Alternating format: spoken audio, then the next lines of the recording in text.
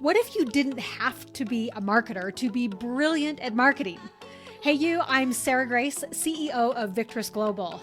Look, the world is marketing to women using masculine strategies, and it does not work.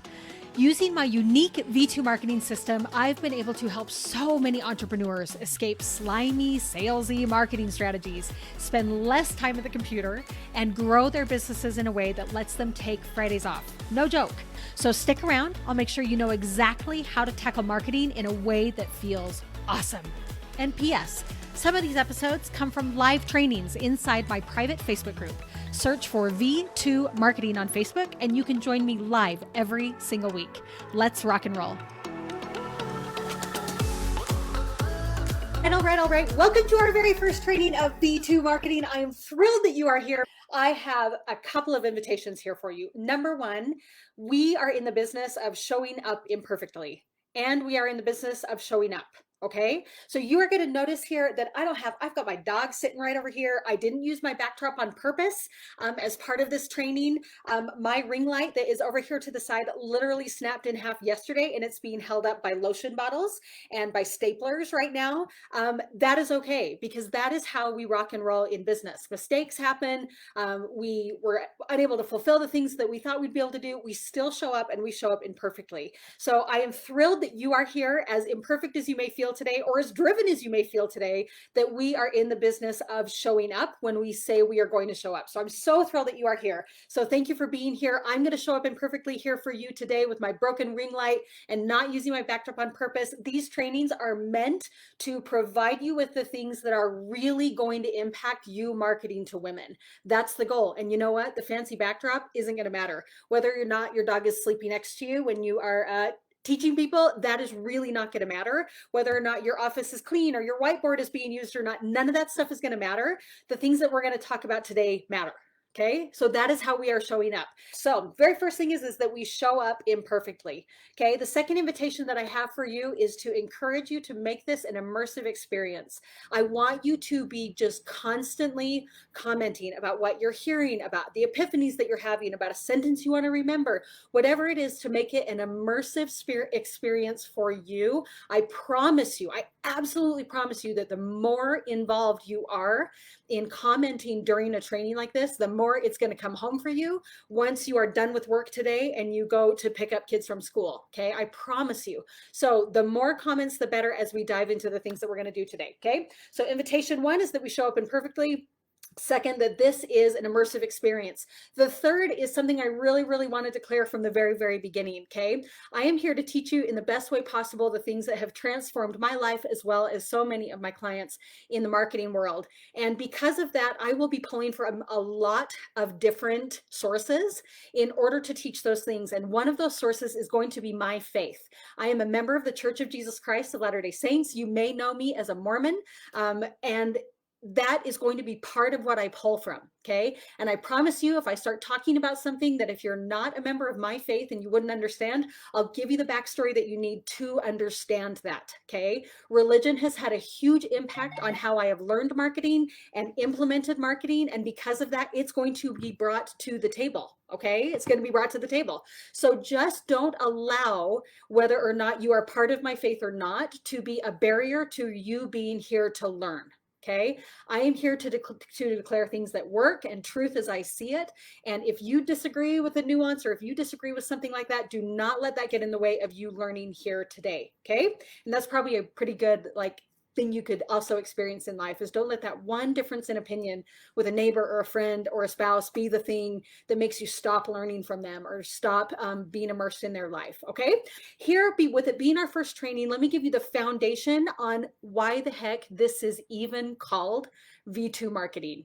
Okay, you're like, wait, I thought that your company was Victress Global, but wait, what's the deal? Like, what are you doing? Okay, so let's set the record straight. Okay, V2 marketing is so cool. First off, okay, V2 marketing is meant to provide you with an experience of foundational marketing, okay, as it's taught in the business world, with stuff that's currently working in 2022. And you are going to find that the other part of what we talk about is how that specifically applies when you market to women.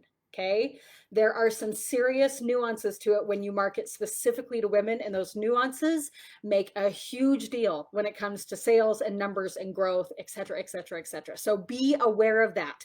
And so V2 marketing really means that V1 is the foundational marketing that we will learn. They would call it hero marketing, right? Everything's based around story and everything's based around transformation. A lot of like the books that you would go and buy that are written by amazing men in the business world who have taught me so much, that is V1 marketing, and it's foundational and it is still applicable to you.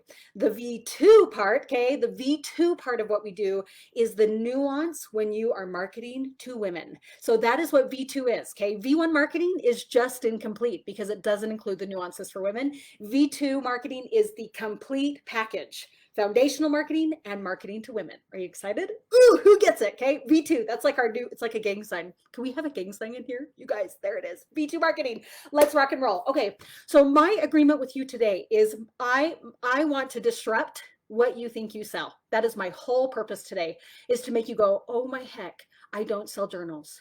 Oh my gosh, I do not sell coaching packages. Oh my holy Hannah, I do not sell Christmas ornaments.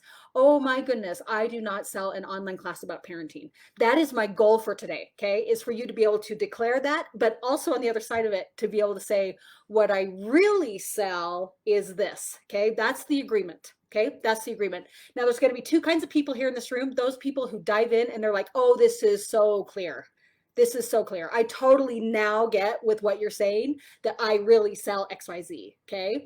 There's going to be some of you, however, that you have been so in the world of selling your journals or selling your coaching packages, and you're going to go, oh, I have no idea what I sell. And that's okay, because that's why this is not just a Zoom training. That's why you have a Facebook group of over 100 people that we've been able to gather in the past week that are trying to reach the same goals you are, and they can help you through that process, brainstorm, and help that be a solution. Okay, let's rock and roll. So here's the backstory and why this is important, okay? There was, and I've got my notes over here, so if I'm looking over here, that's why.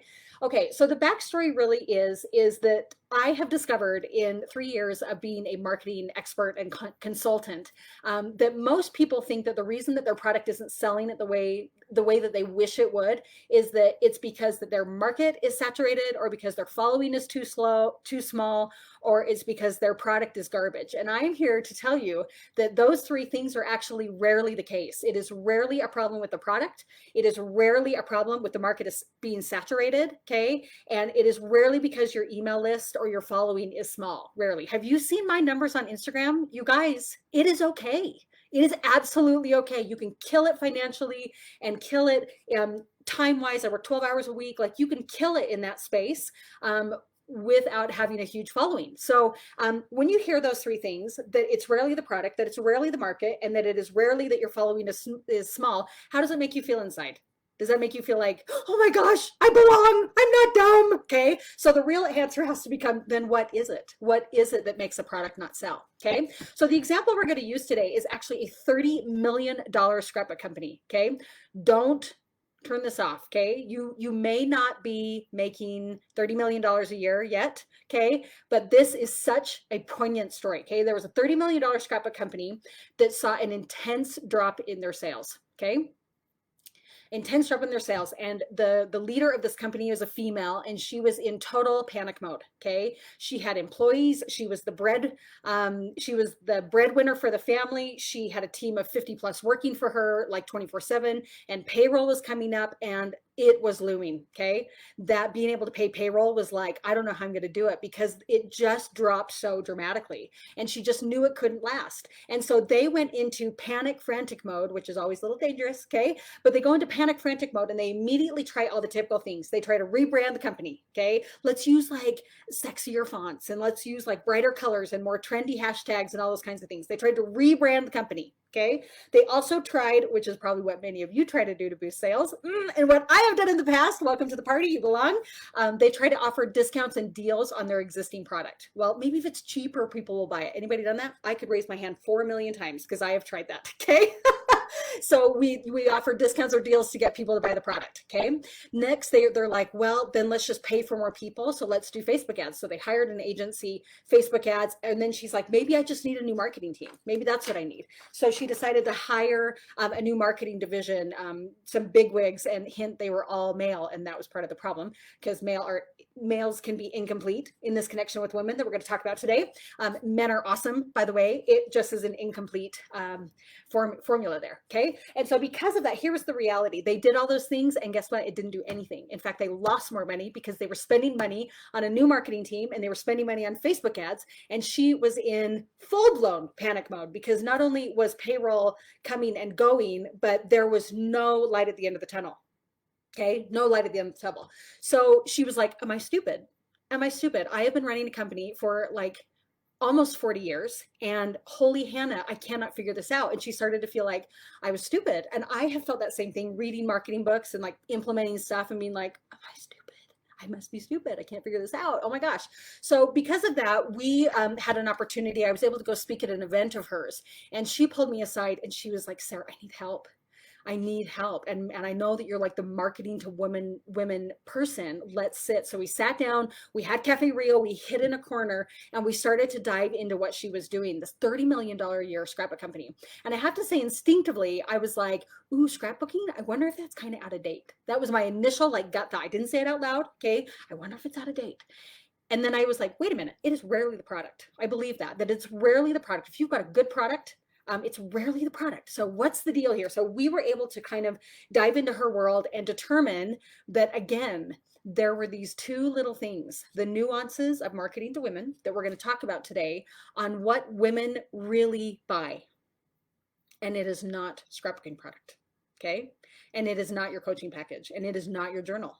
They buy something really, really different. Can I share those two things with you? And if you want this to be an immersive experience, you can also take notes here in the chat box to help you remember.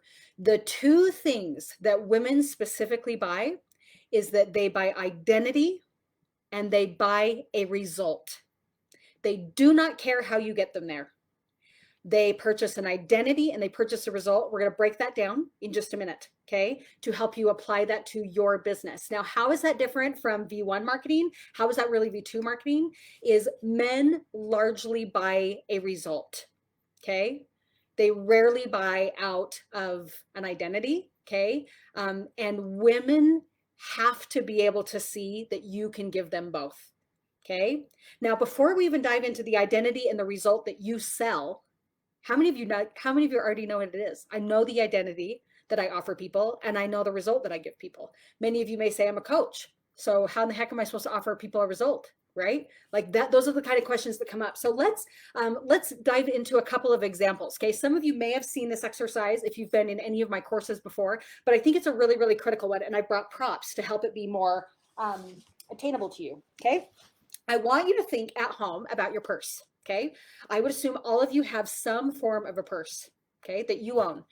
You purchase an identity, and I want you to look at that person. This is a concept taught by Tony Robbins about identity and how it applies specifically to women.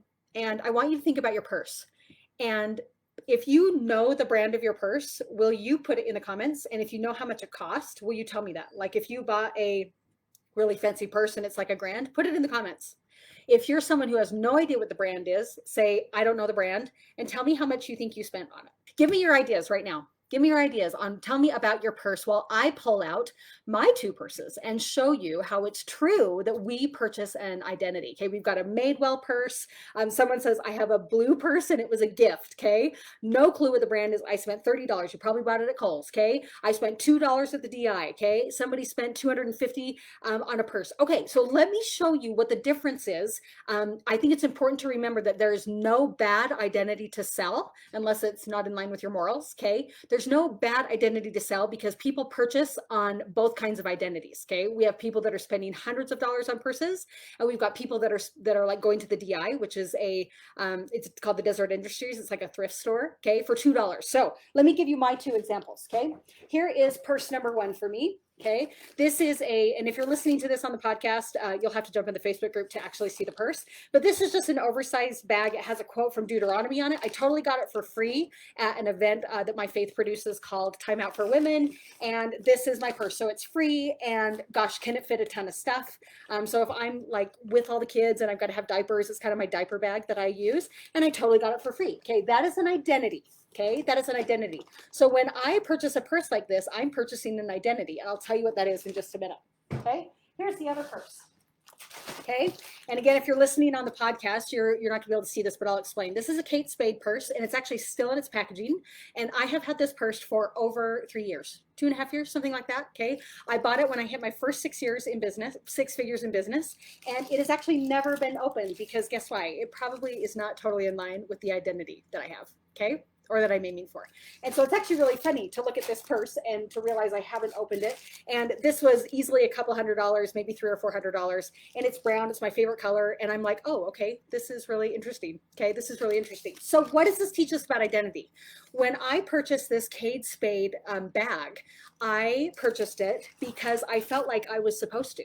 I was purchasing an identity of like, I have earned the right to have luxury things, or I am a hard worker, or I am rewarding myself, or this is a form of self-care, or I believe that rewards are important. So there is some sort of there was a drive in me to say, I want to be someone who honors their hard work and who works hard in order to be able to have really high quality things. I believe in quality, XYZ, okay? So that is an identity associated with a more expensive purse. Okay.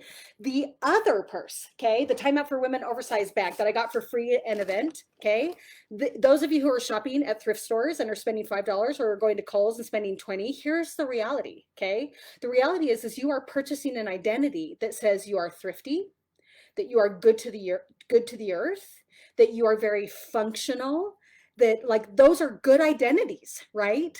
And so is someone who's buying something in order to confirm that they honor their hard work and that they reward themselves and that they believe in self-care. Both identities are great, okay? There's not like a good and a bad, okay? There's only an identity that you sell, okay? So I want you to think about a couple of brands for a minute. And we're going to put you to the test if you are here in the Facebook group commenting. Okay, so what's the deal with people who purchase from the Magnolia line from Joe and Chip from like HGTV? I think they have their own thing now, okay? People that buy home goods from their store, their Magnolia store, which I think is in Target, okay? What identity are they purchasing? Any idea? I would love to see the comments come through. What identity are they purchasing when they purchase from Target, the Magnolia collection from Chip and Joanna Gaines? What do you think? Okay, this is how I want to get your brain working through this training so that you can like think of it on your own. What kind of identity? Okay, never heard of them. That's okay. That's okay. They are designers. They're kind of responsible for bringing the farmhouse look out of obscurity and normalizing it across the nation. Okay, modern farmhouse. Okay. Let's go a little deeper. You're purchasing an identity of success, okay, of connection to a hometown feel, of balance with family, because those are the people behind the product. Okay. I'm affordable. I'm purchasing an identity that I believe in things that are comfortable. I believe on things that, you know, should be more affordable, that I don't have to spend a ton of money for things to look nice. Like, isn't that so interesting that there is an identity associated with what they're purchasing? Okay. Within my own brand, within Victress Global, people join my brand because they want to buck the trend of the hustle and grind. They absolutely refuse to honor the hustle in the world of business. And so there's someone that they feel like they can own an identity and say, I am going to be I'm going to be a mother. I'm going to be a woman of faith. I'm going to be a great marketer. I'm going to kill it in the business industry. That is an identity that when they buy a program or when they buy whatever, they are taking part in that identity. And it doesn't have to be an identity that they're actually at right now, but it's one that they desire, that they want to have in their life. Okay. Isn't that so interesting that it just is an identity that someone is reaching for? Okay, so that is the first thing that we have to determine is how do I define the identity that my person is going to envelop when they purchase my product? Okay, so let me give you a couple of more examples. Okay, number one, many of you may feel like whether you're a coach or you're a product seller, that one of the scariest parts of being in that kind of world is that you feel like it's saturated and it's like, look, I sell Christmas ornaments or I sell a journal. How in the world can I sell that when they can go and purchase a journal for $7 at Target, which has its own identity associated to it, right? That they're trendy, okay? That it's trendy. If you want to be a trendy person, Target is a place that you go. Okay. And so what kind of identity, you have to determine your identity in order to stand out from the crowd, or the identity that you offer people as being part of what you experience. Okay. What is the identity from what you purchase? I will laugh so hard because I try to get one more example of identity on something that I am not currently at, but it's an identity I'm reaching for. Okay. So I purchased this book. Okay. This is a religious book called The Blueprint of Christ's Church by an author that I actually really love, Tad Callister. Okay. I've read a lot of his books, and I've had this for probably whenever it was published, 3 or 4 years, and I've never read it. Absolutely never read it. It's just sat on my bookshelf, never read it. And guess what? It's because I want to be someone that would read something like this. And I haven't done it yet, but I made a purchase based upon the kind of person I wanted to be, even though I'm not currently there. Okay. I haven't read it yet. I'm sure it's marvelous. Okay. I'm sure it's marvelous. So, that is the question I want you to be able to answer, is what kind of person, what kind of identity is a person reaching for when they purchase my product? Okay. That is what will make you stand out in the world of a coach. Okay, that is what will make you stand out in the world of selling products and Christmas ornaments and all that kind of stuff, is to really confirm what that identity is. Okay, so let's flip now to the second reason that a product doesn't sell. The first is that there's not a clear identity being sold. You are selling an identity.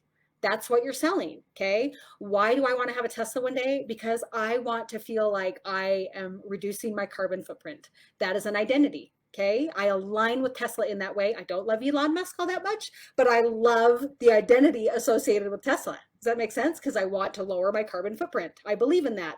And it also resonates with that part of my identity that I like quality. I do like quality. Okay, I've only owned Japanese cars. I own a Honda Odyssey right now, which is quality. It's also a little bit functional. I mean, are you seeing this pattern of everything that you've bought is associated with identity, whether it's a cheap product or whether it's a really, really high-end product? Okay, it is associated with an identity that you are reaching for. Okay, really, really cool. Okay, so the first one is identity. The second one is going to be what we call a result. Okay, what result are you selling? Okay, it is so tempting to say, I sell coaching packages. Do you really? Is that really what you're selling? If that's what you're selling, there are 99 other things that you can sell. And the reality is if all we try to sell is the product, then people get really, really stuck because they will always work with the person who is more famous than you are. Okay, that is total blunt from the mouth of Sarah Grace. Okay. They will always purchase from the bigger, more well-known person with the bigger budget than they will from you if they are not aligning with the result that you offer. Okay. This is sorely missed in the coaching industry, especially. Okay. What result do you offer? Okay. My result that I offer is I guide entrepreneurs to their first 6 figures, working 12 hours or less a week. Okay. That's my result that I offer. I offer them a system on how to do that and how to set it up and how to implement it. And now we're talking about how to market that and get traffic in it and all that kind of stuff. But the reality is there has to be a result. Okay. And the more specific, okay, the more specific you can be about what the result is, the more it will sell. Okay, so yes, I'm selling a journal. Is that really what you're selling? Because my guess is if you are just selling a journal, I don't know why I keep using that example, that you're going to run into the same problem as my $30 million scrapbooking company. Okay, is it possible that it's going out of date? That's going to be the temptation. That's not the reality, though. The reality is what is the result of the journal? Okay, is it that you are actually selling family history? Is it that you are actually selling meditation? Is it that you are actually selling the ability to create space in the brain? Is it the ability to allow them to express anger? Like, I don't know what result it is that you are offering them through your specific journal, but if you can put at the top of your marketing the actual result you are selling, they don't care what the product is. Okay, they do not care what the product is. Okay, you will notice, and I don't think you can even buy it right now, but if you go to sarahgracelive.com/machine, this is a really good example of where I talk all about the fact that the result is you can do social media without it stressing you out. That's the result. Stress-free social media.